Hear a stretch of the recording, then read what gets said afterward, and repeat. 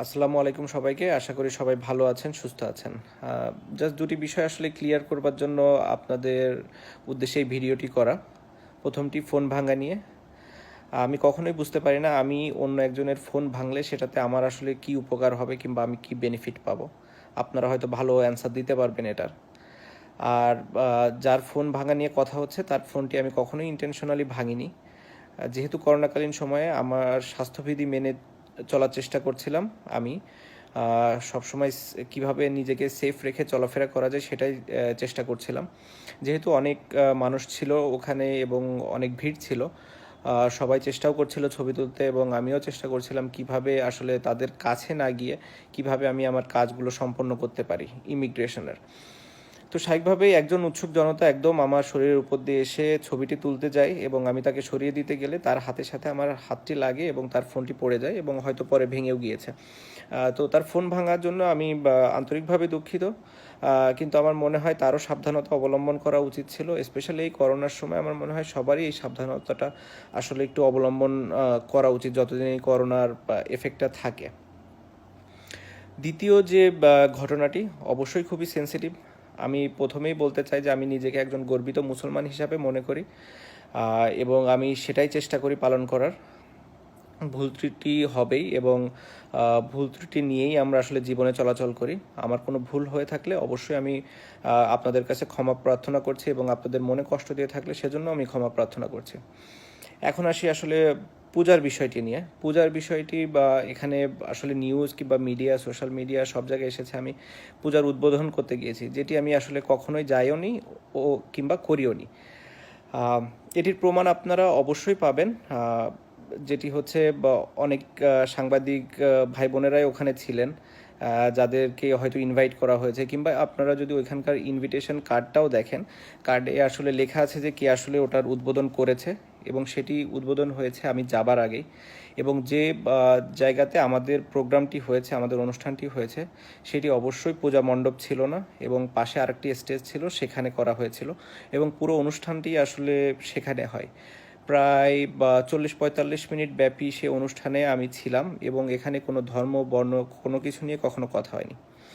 অনুষ্ঠান শেষে যখন আমি গাড়িতে উঠতে হবে, আসলে যেহেতু ওখানে পাশেই পূজার আয়োজন ছিল এবং গাড়িতে আমার উঠতে হবে, অনেকগুলো রাস্তা আসলে বন্ধ ছিল।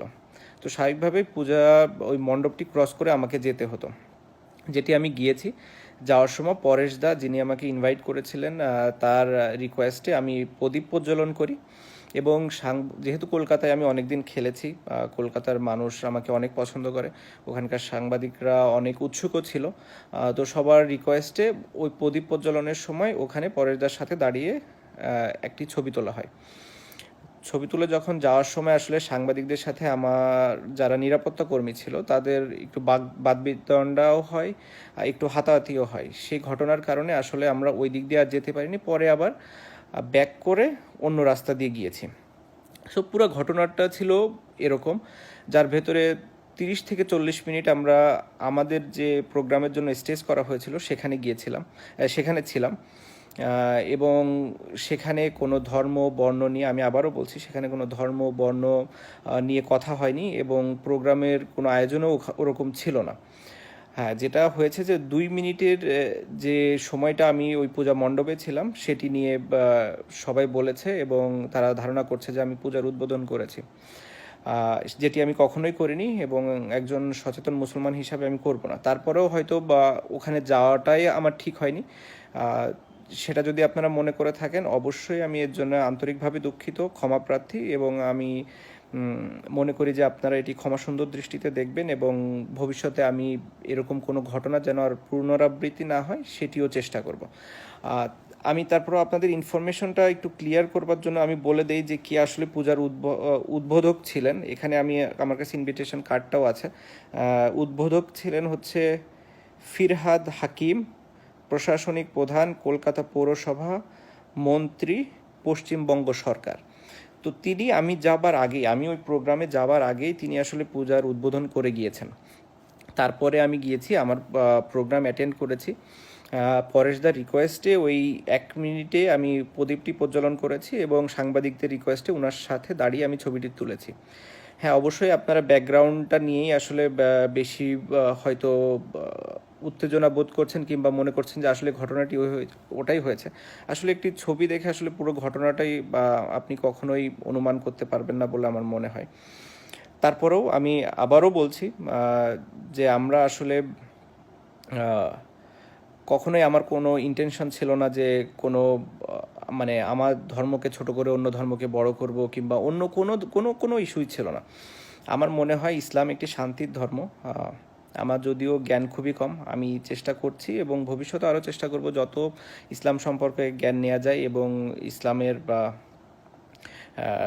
নিয়ম অনুযায়ী যেন আমি চলতে পারি, সেটি আমি চেষ্টাও করি। হ্যাঁ, সবসময় হয়তো আমি করতে পারিনি কিংবা করা হয়ও না, বাট আমার এরকম কোনো ইন্টেনশন নাই যে আমি ভবিষ্যতে এটা করতে পারবো না। আমার অবশ্যই ইন্টেনশন আছে।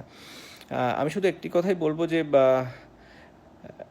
এমন কিছু যেন আমরা না করি যেটাতে মানুষ আমাদেরকে দ্বিধা দ্বন্দ্বে ফেলে দেয় যে আমরা আসলে এক নাকি আলাদা। কারণ আমরা যতক্ষণ পর্যন্ত এক থাকবো ততক্ষণ পর্যন্ত আমরা শক্তিশালী।